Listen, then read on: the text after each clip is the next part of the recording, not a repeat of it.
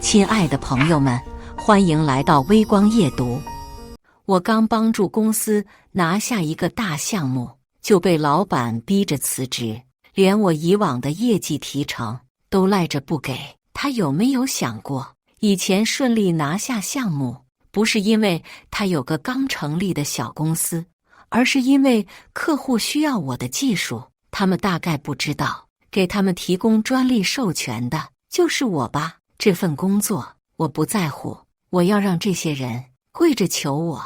接下来开始我们本期故事，记得点击订阅并开启小铃铛。木木，黄总那边怎么说？这个项目交给我们做吗？刚回到公司，老板朱鸿生就凑了过来，紧张地问我。没错，合同已经签下来了，我也很开心。黄总是出了名的难搞定，下了不少心思才让他认可我。这一单合同额有2000万，按照规定，业务人员有2%的提成，公司发提成不算快。朱鸿生欠我110万的提成，加上这一单就是150万了。他的说法是还没回款，我倒也不很着急。以前觉得这是个很惊人的数目，现在觉得吗？也不多。合同给我，朱鸿生可能还是觉得不保险，问我要合同，我没在意，打开包就将合同拿给了他。怎么样，老板，是不是请我们吃个饭庆祝下？我打趣，你说要请我吃饭，已经说了好几个月了，这不是时间不方便吗？朱鸿生嘴上推脱着，匆匆翻完了合同。哎，对了，木木，我们是还有别的客户可以开发吗？有是有，不过都是一些小客户了。我没太在意他的话，摆摆手。我之前不是让江姐他们去追这些客户了吗？哦，对对。朱鸿生脸上表情变了变，拿着合同就走。对了，我还有点事，先走了哈。老朱，你别忘了我的提成啊！我喊了他一声。啥时候发呀？朱鸿生走得很快，他没回答，大概是急着拉屎吧。我撇撇嘴，懒得追上去问。这一单完成，我也准备辞职了。我叫耿木木，是这家公司的业务经理。说是业务经理，实际上就是一个普通的业务员。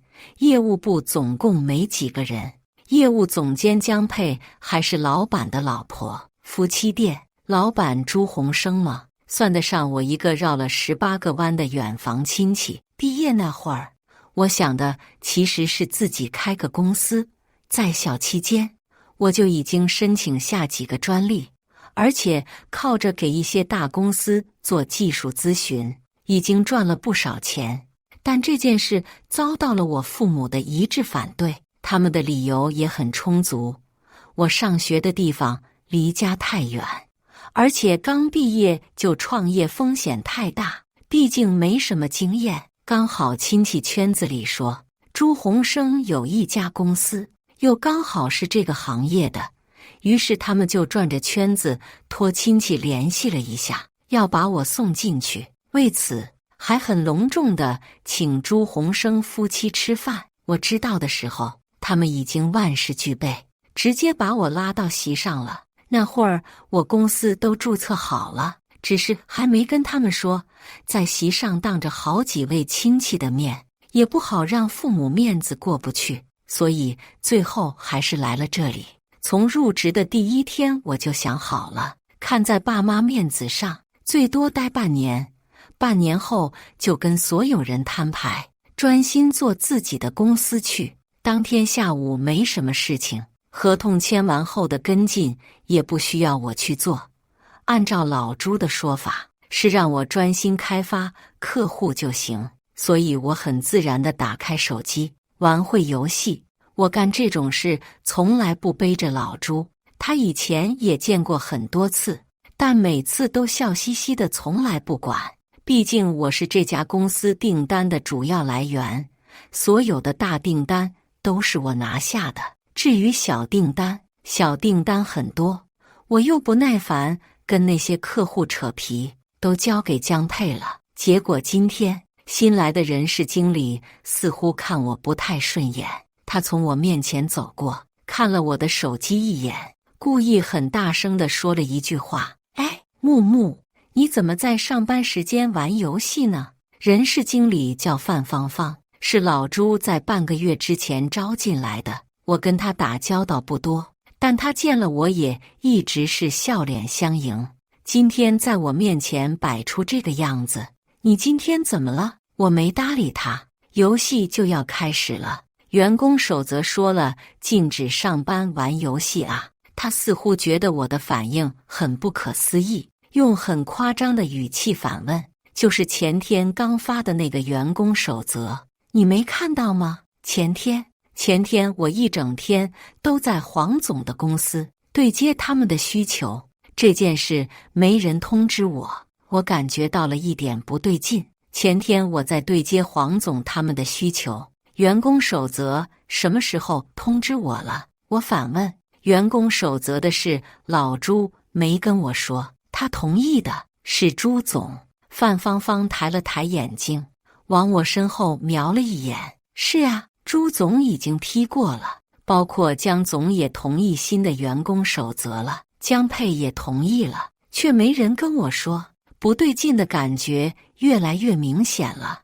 我顺着范芳芳的眼神转头看了一眼，刚好看见江佩从他办公室门口缩回头，关上门。朱总和江总也是为公司发展考虑。范芳芳也看到江佩办公室的门关了，声音也不那么刻意拔高：“木木，你也是公司的老员工了，而且我听说，他声音放低，你还是朱总的亲戚。朱总让你加入公司，也是给你一个发挥的平台和发展机会。你不更应该做出表率吗？其他员工都看着呢，你作为亲戚也更应该。”行了好了，这些话我也懒得听，直接打断他的逼逼赖赖。员工守则给我看看，上面怎么说的？我一会儿发你电子版。范芳芳被打断，脸上是公事公办的冷淡。按照员工手册，在工作期间玩游戏要扣除本月提成和工资的10%，累计3次，本月就没提成了。哦，对了，还有，我自己会看，我也懒得跟范芳芳装什么，这明显就是当着老板娘的面给我上眼药呢。还有事吗？没事，赶紧给我发。范芳芳被噎住，白了我一眼，高跟鞋噔噔噔地走了。老朱，我今天遇到个有意思的事情，没等下班，我就带着打印出来的员工守则，直接闯进朱鸿生的办公室。有人说我们公司发了一份员工守则，我还奇怪呢，我们什么时候有员工守则了？我把员工守则递给他，你看看。朱鸿生皱着眉头，没有接过去。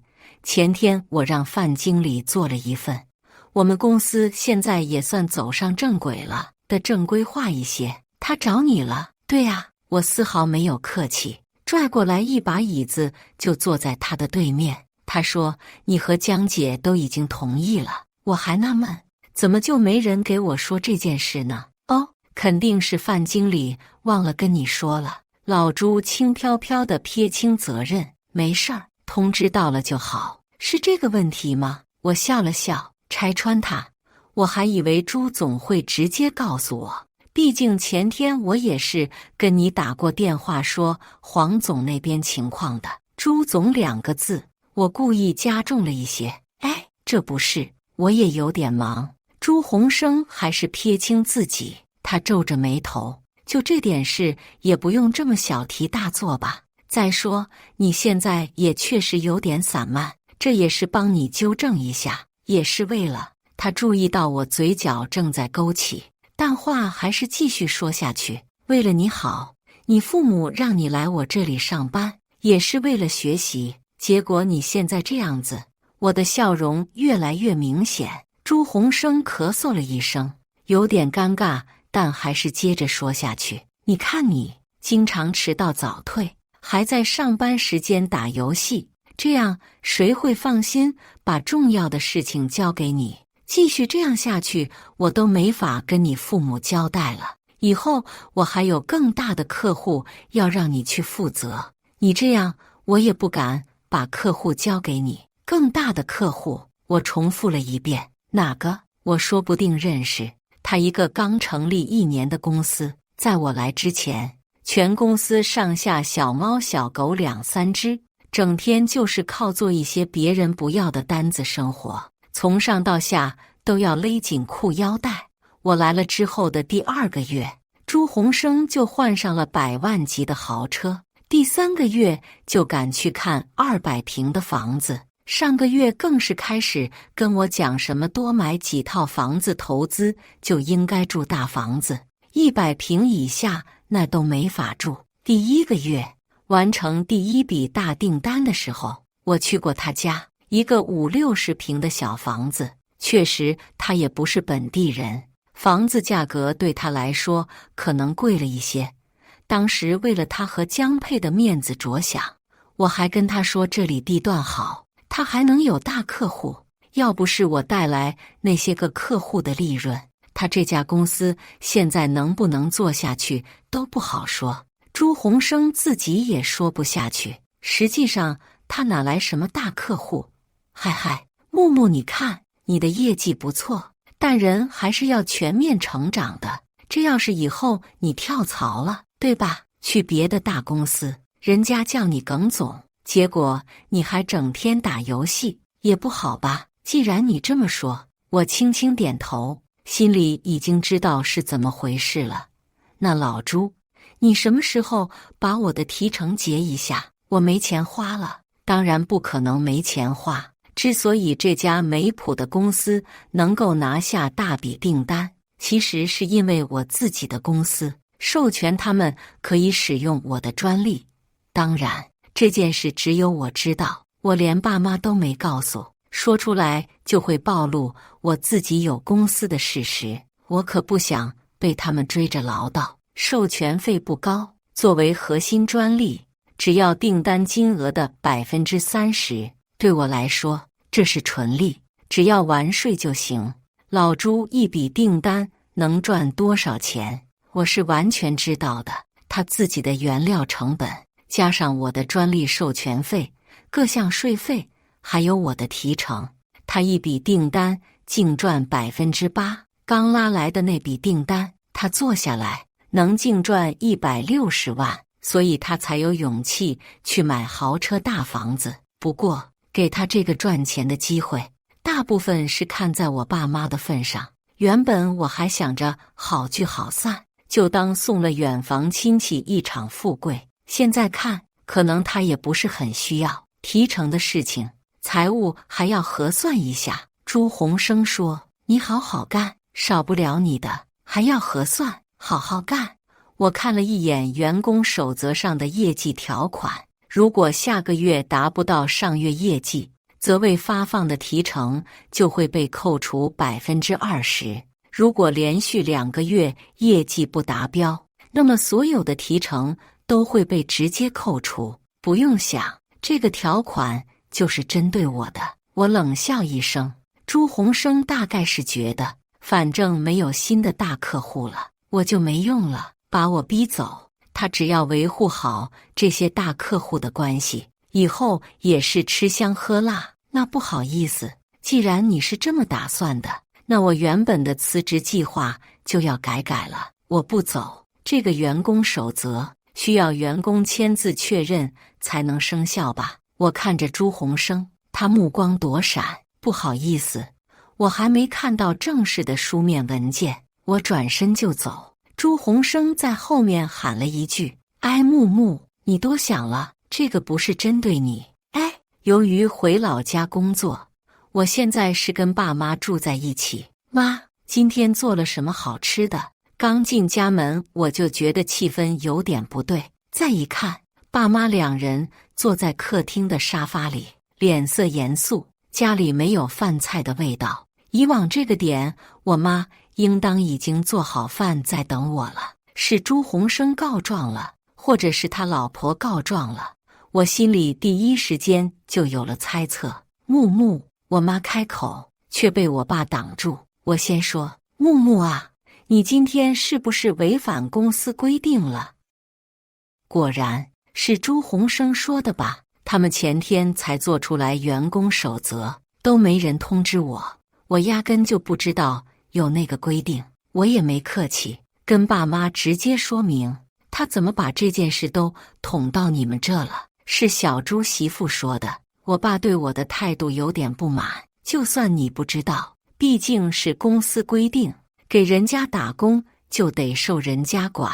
他媳妇跟我说，因为你在上班时间玩游戏，按照员工守则要扣除你这个月10%的提成，你这个月提成应当是有40万吧？我妈带着心疼开口，你看看，这一下子就要扣4万，得干多少活才能挣回来4万啊？小朱两口子对你也够意思了。我爸接着说，你看，去给他打工你也赚了不少钱，起码比你以前想的自己干强吧？这件事是你自己做的不对。哎，我妈也在一旁掺和，木木出来打工，别人不说，咱自己得多问问，这次扣的钱也挺多的。他转向我爸，木木脸皮薄，不行，我们请小朱和他媳妇吃个饭，跟他们道个歉，看看这次就别罚了。木木下次肯定会注意的。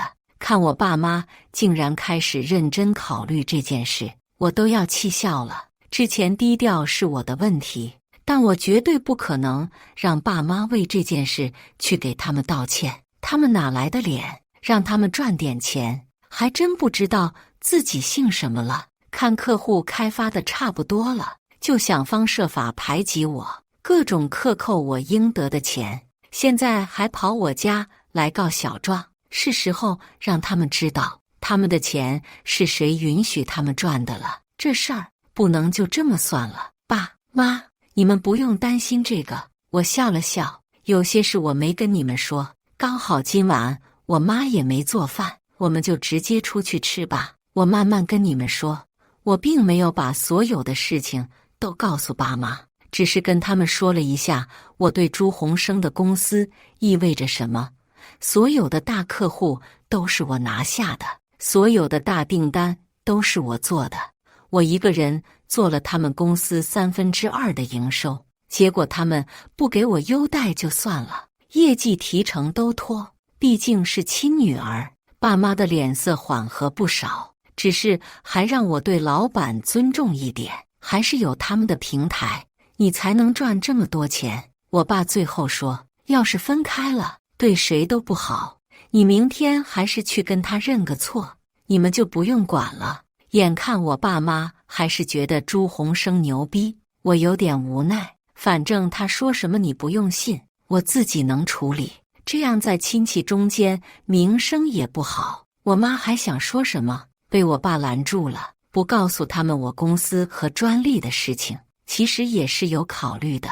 在爸妈眼中，我一直是个乖孩子，好学生，现在告诉他们的话，可能也未必会相信，还是慢慢一点点透露比较好。至于朱鸿生那边，刚好之前跟他签的专利使用权协议是半年的，下周就到期了。我切到另一个微信，看到朱鸿生昨天给我发来的消息，耿总您好，我们之间的合作协议快要到期了，过去的半年中我们合作很好，授权使用费也都已经按期支付，您看我们什么时候把授权展期的合同寄给您？昨天我没看这个微信，如果昨天看了，肯定会同意。这个行业订单周期比较长，之前朱鸿生还有一些没做完的订单，包括早期的那些订单也需要维护。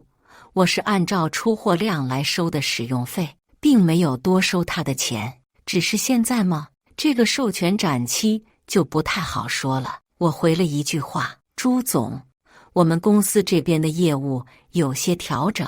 只过了几秒钟，手机就响了，是朱鸿生的微信语音请求。我直接挂断没接。耿总，你那边是在开会吗？朱鸿生立刻就发微信过来，您方便的时候可以给我来个电话吗？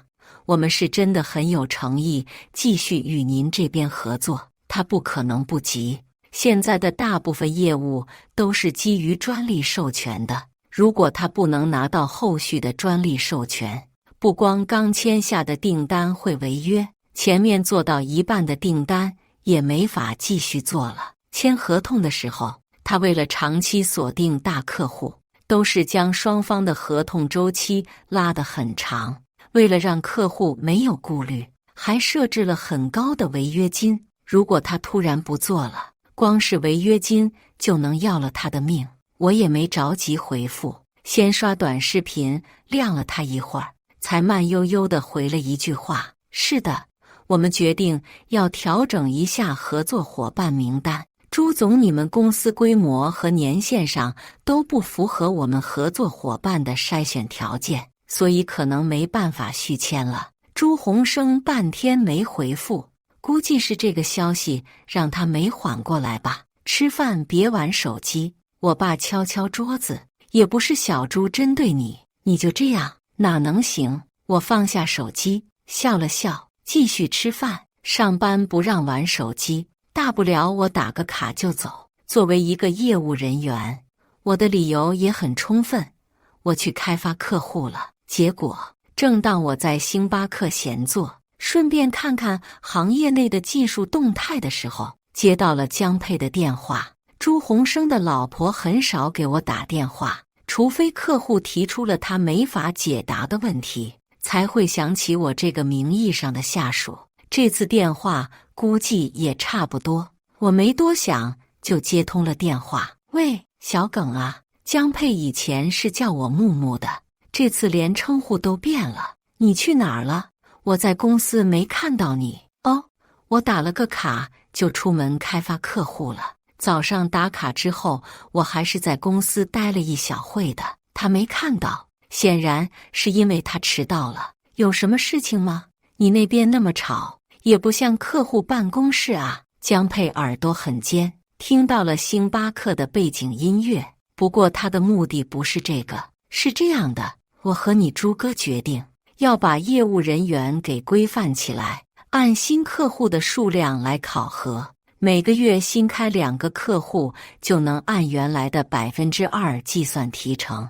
要是不到2个新客户，就只能按1%算。如果这个月没有新客户，之前的提成就暂停发放，直到有新客户为止。哦，那恭喜你了。我一听就知道他憋了什么屁。他和其他2、3个销售都是做小客户，一个周开一个客户很正常。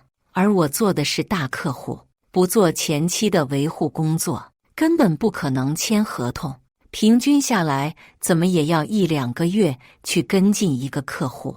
昨天刚跟朱鸿生说市里没有大客户了，今天就给我来这一出，逼我走的想法都不掩饰了。但是江姐啊，我一直是做大客户的，开发速度没你们那么快。我慢悠悠地说，1个月能有1个客户成交就不错了，开发新客户基本上都要1个多月。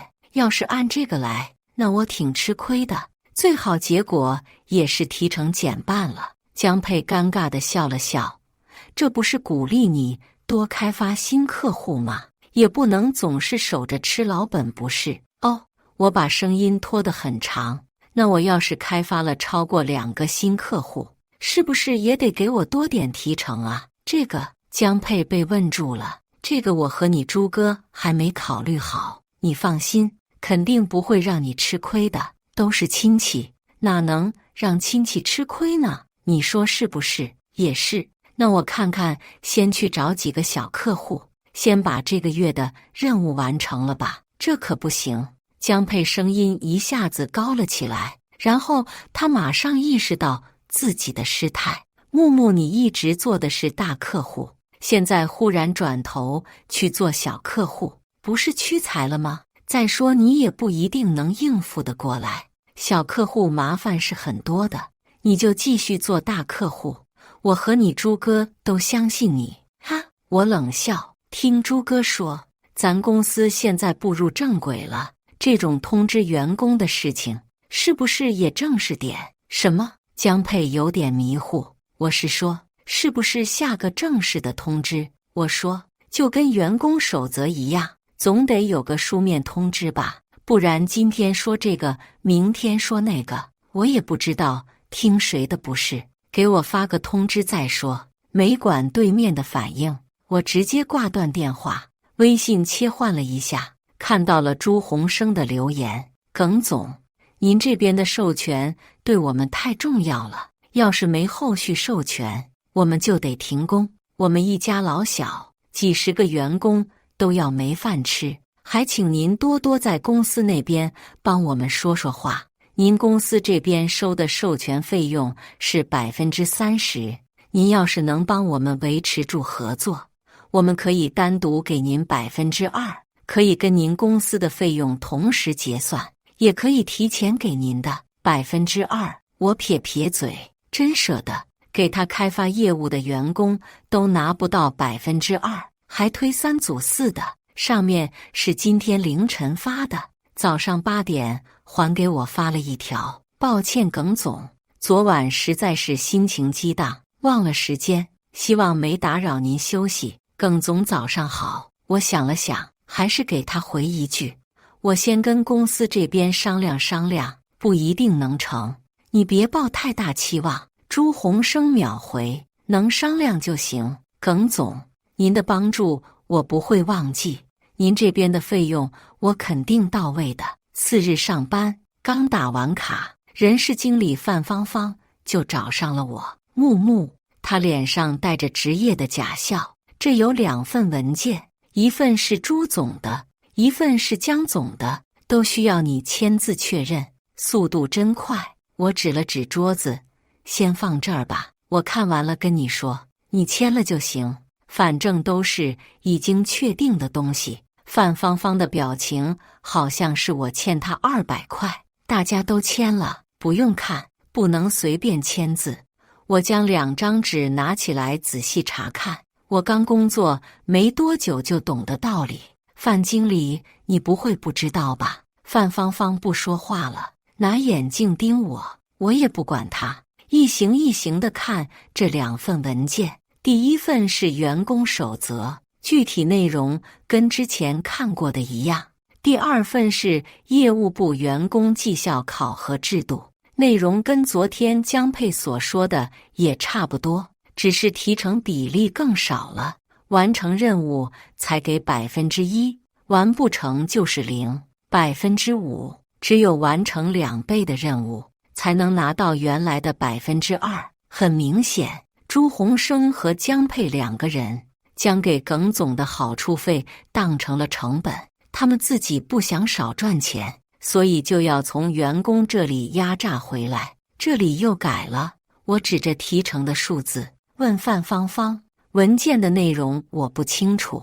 范芳芳看都没看，这是对所有员工的，不是针对你，大家都已经签了，你也没必要这么较真。很拙劣的话术，我没说什么，直接将2张纸又还给他。我不签，你。范芳芳像是完全没有想到我会拒绝签字，她没有接。你要是不签，那我只能认为你不配合公司的工作要求，拿这种话术压我。范经理，你是从其他公司的同岗位跳槽过来的。范芳芳不接，我也不强求，直接将2份文件丢在桌上。员工守则和对员工工作的要求都需要员工自己签字确认才能生效，你不会不清楚吧？我不同意这些要求。我说木木，坚硬的不行。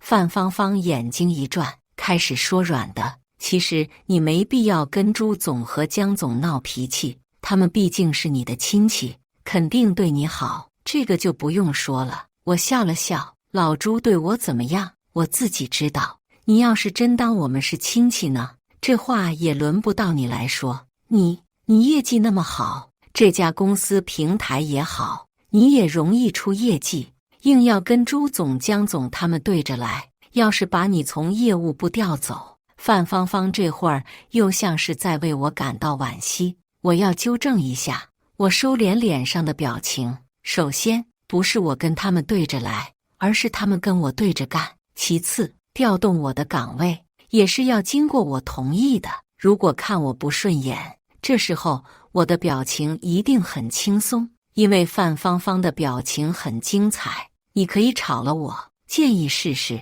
耿总，你那边的情况怎么样了？这一天我过得很平淡，没有人打扰我，除了另一个微信上的朱鸿生。每次我切换过去，都能看到他发过来的信息，隔着手机，我都能感受到他又焦虑，又不敢打扰我，又想要知道进度，小心翼翼的纠结，不是很顺利。我回复他，公司这边的阻力比较大，我还要努力说服老板。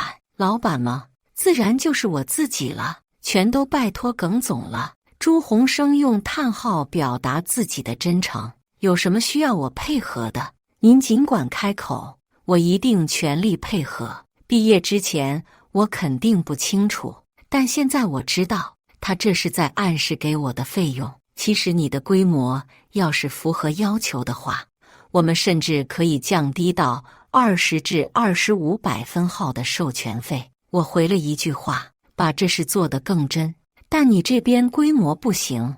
老板的意思可能是要增加到35%的授权费，这个数字显然把朱鸿生吓到了。他过了一会儿才回复：耿总，我们是真不赚钱啊，就给几十号员工混个饭吃。如果我不是他的员工，说不定真的会被他骗过去。昨天说给您考虑的那些，我们都要裁员才能省下来，实在是没那么多利润。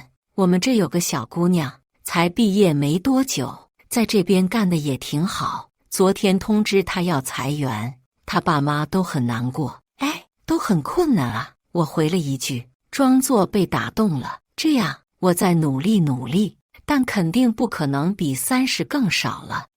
那我等耿总的好消息。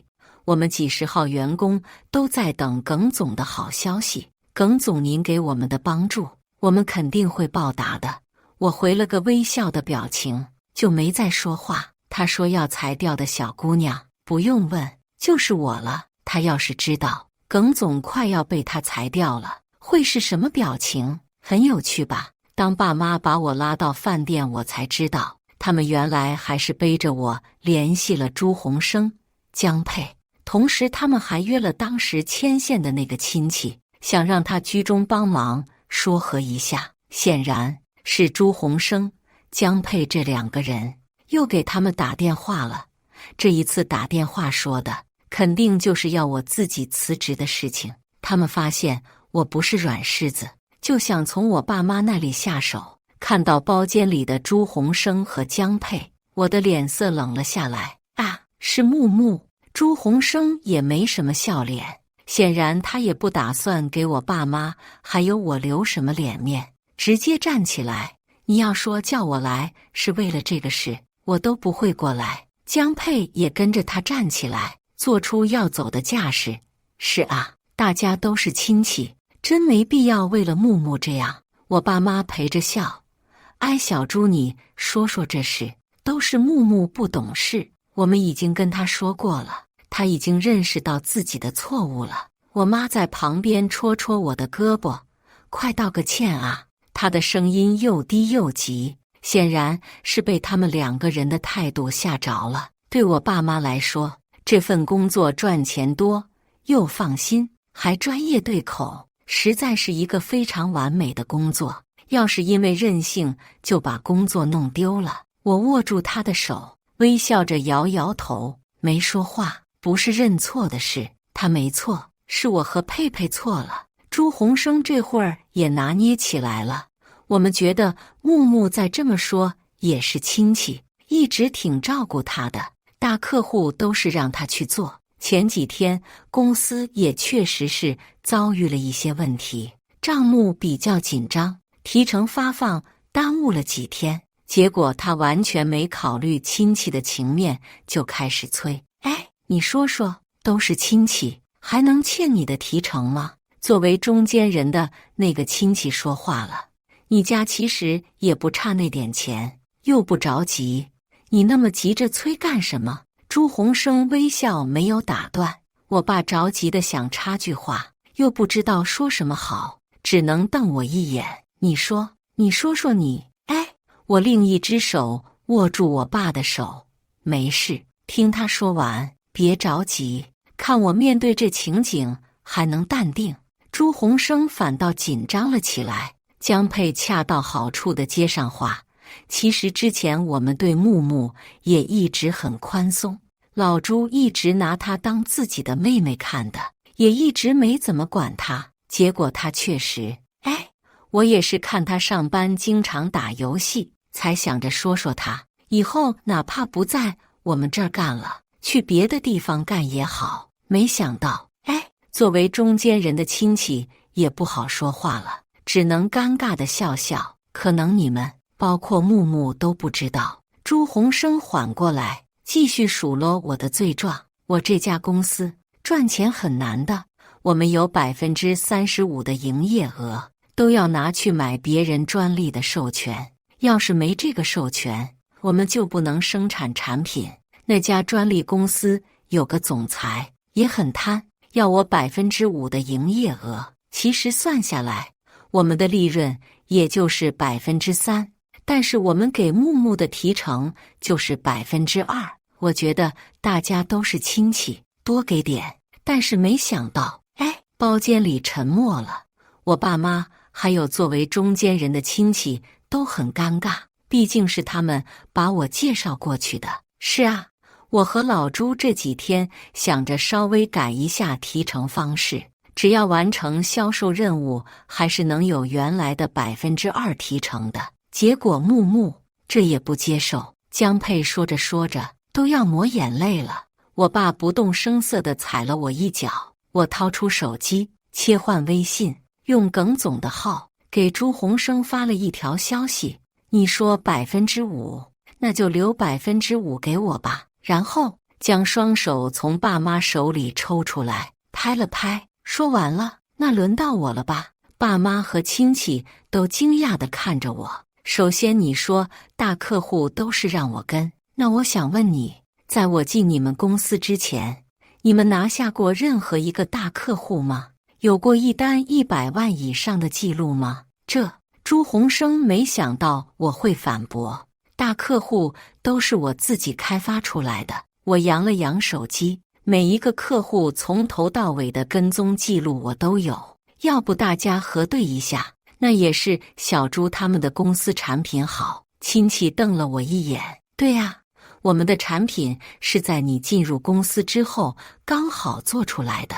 朱鸿生赶快补充，其次你们说公司账目紧张，我没有被他们带节奏。继续说下去，我进公司1个月，你换上百万豪车；进公司3个月，你换200平的大房子。上个月你还跟我说要多买几套，对吧？这就是账目紧张，有钱买房子，没钱给员工发提成。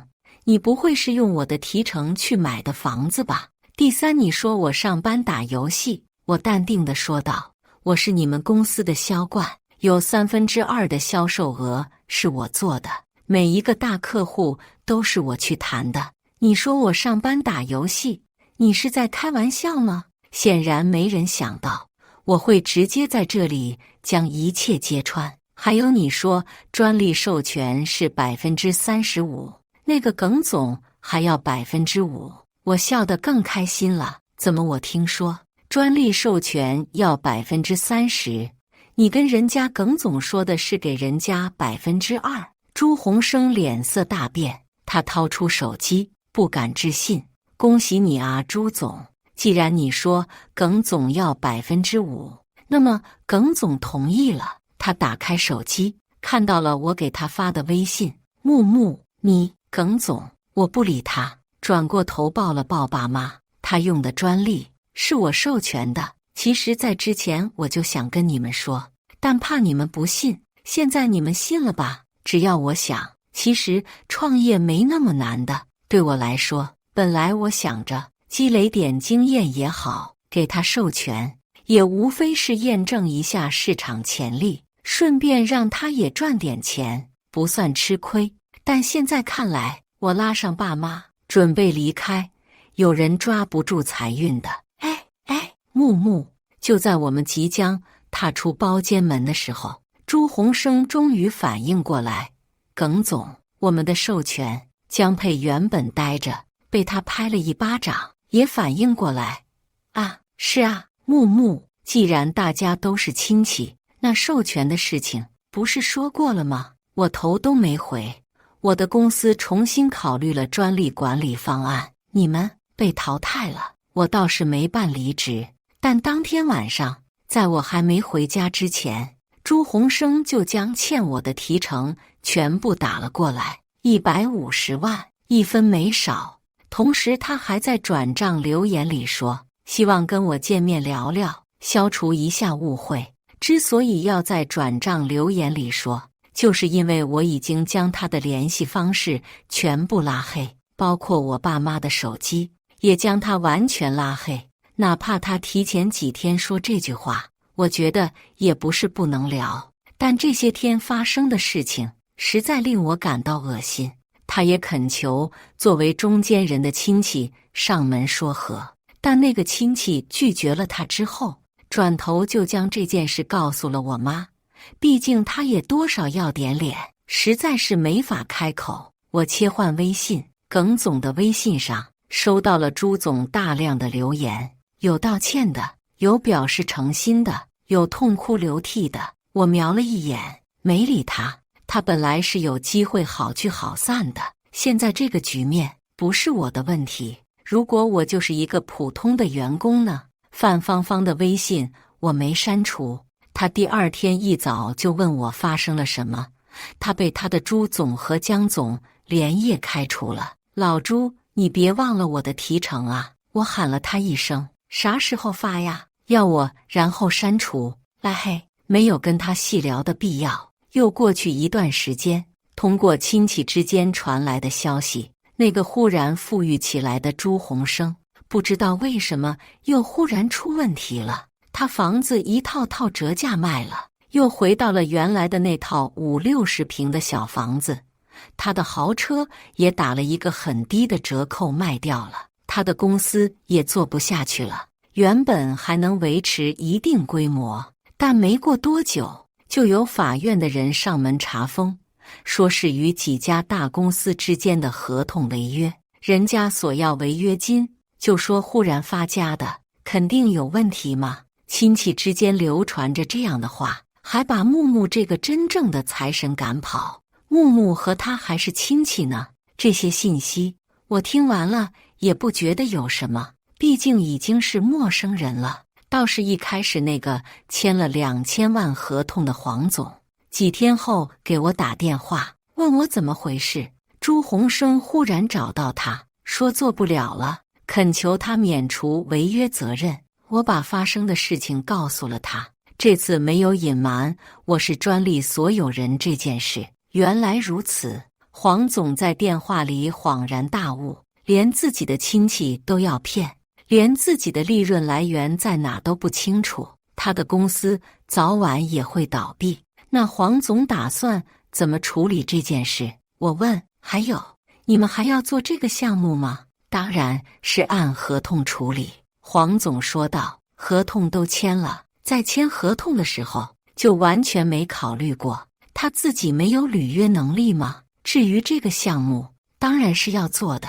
怎么样，耿总，你的公司有没有兴趣？其实原本我的公司只是一个经营专利的公司，我也不太想去插手那些复杂的事情，太累。但既然之前那么信任我，这个项目我当然要负责到底。那合同金额还是按之前的2000万。黄总说道，明天我们签合同。行，我吸了口气，要忙起来了。耿总，感谢大家的观看。本期故事精彩吗？欢迎大家在下方评论区吐槽。如果你喜欢这类故事，记得点击订阅微光夜读，并分享给更多的人，这会对我帮助很大。再次感谢大家的观看。